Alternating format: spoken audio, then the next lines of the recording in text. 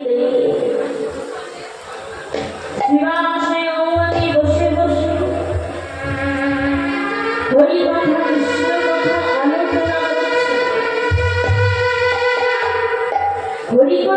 কৃষ্ণ কথা আলোচনা করতে করতে গৌরী হঠাৎ অন্তর মাঝে পুরবের ভাব জানে। পুরবের ভাব বলতে সেই বৃন্দাবনে লীলার ভাব, সেই বৃন্দাবনে লীলার ভাব গৌরীর অন্তর মাঝে জাগরিত হল।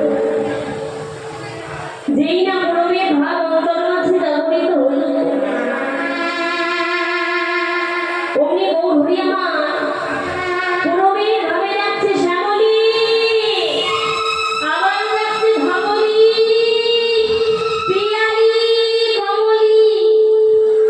আর সেই পুরবের ভাবে বিভাবিত হয়ে সচিনন্দন গৌরী আমার এই ভাবে ডাকতে শুরু করেছে। আদুরে গৌরাঙ্গের মনে কি ভাব উঠল, আর শ্যামলী ধবলী বলেই গোড়ায় আমার সব ভুলে ডাকে।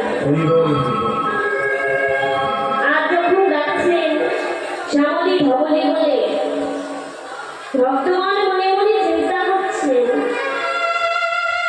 আজ গৌরীর কোন ভাবে উদয় হয়েছে, আজ গৌরীর কোন ভাব মনে পড়েছে যে গৌর সুন্দর আমার শ্যামলী ধবলী বলে যাচ্ছে।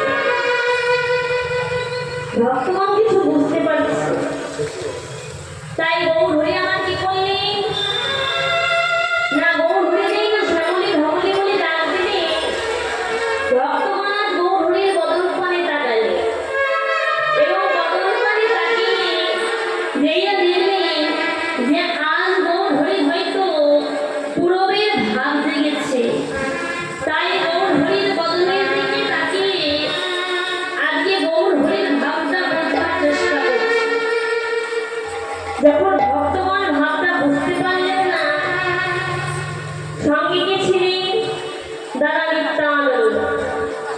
আর নিত্যানন্দ ঠাকুর আমার গৌরীর ভাবটা বুঝতে পারলেন যে আজ গৌরী নিশ্চয়ই সেই গোষ্ঠলীলার ভাব মনে পড়েছে। তাই গৌরী আমার শ্যামলী ধবলী বলে ডাক দিচ্ছে। যেই বুঝতে পারলেন আজ গোষ্ঠলীলার ভাব অন্তরে জেগেছে আমার গৌরী, তখন দাদা নিত্যানন্দ আমার পুরবের ভাবে বিভাবিত হয়ে তিনি ধরি করতে আরম্ভ করলেন। কিসে? ওই দেখো সে আবে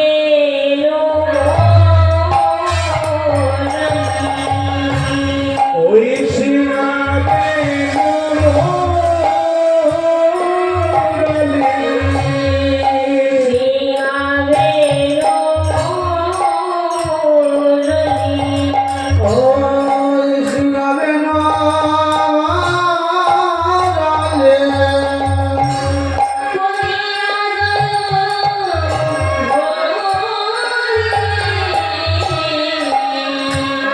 Oh,